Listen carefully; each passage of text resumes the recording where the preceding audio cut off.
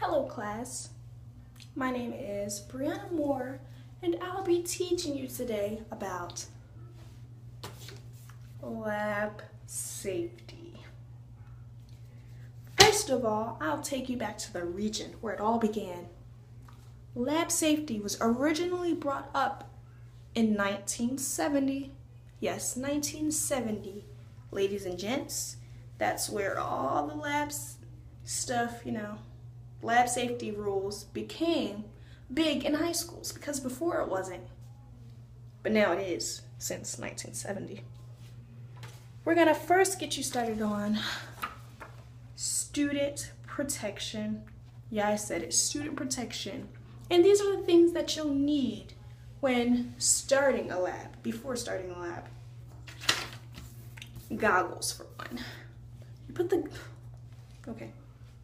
put the goggles on. You put the goggles on in case acid wants to just, splat in your eye. The goggles will protect you and your eyeballs. Yeah, but it's for anything. It doesn't have to just be acid. Face shield, sometimes it's needed, sometimes it's not. You won't always need a face shield for a lab, but if the procedure wants you to wear a face shield, then you're going to wear a face shield or you're not doing the lab. Okay, lab coat. You can wear a lab coat or apron that stops the acids, wherever else kind of chemicals you're using from getting onto your clothes and seeping into your skin, because they will do that. Okay, gloves. You want to use gloves to protect your hands. And make sure when you're wearing the gloves that you don't touch your face or anything, because that can get pretty bad. Okay? The importance. It's always good to protect yourself in a lab at all times. Well, during, chemicals and stuff. Protect yourself. All high school students must do lab safety procedures if they're taking a science class. So it will be needed, okay? We'll get along to the emergency equipment, okay? And this is if anything bad happens in the lab. And by anything, I mean just like a random kid screaming out of nowhere like, acid and burning, blah, blah. Okay, first you have the fire extinguisher. Everyone knows how to use a fire. You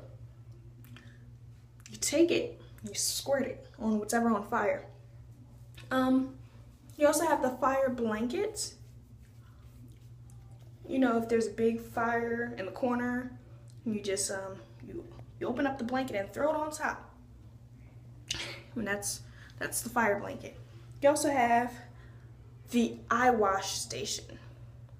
It's usually a yellow station, and you pull the rope and you do the rinsing of the eyes,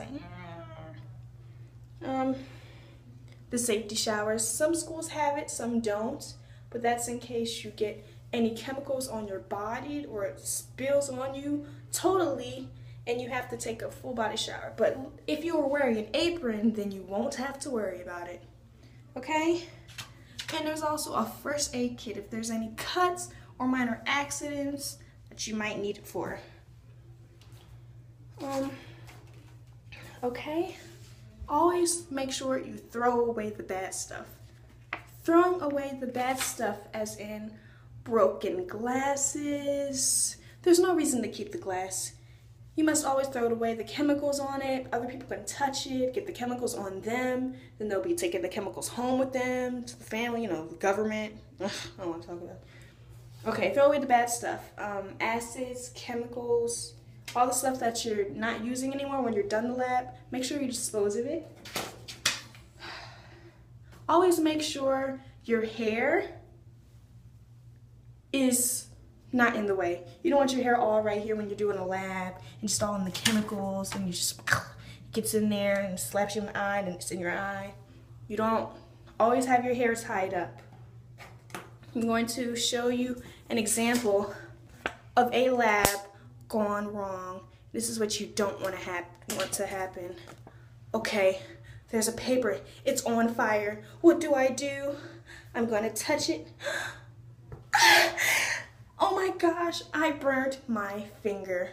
And I burnt my finger so horribly. None of this would have happened if I wore my lab gloves, okay? The end.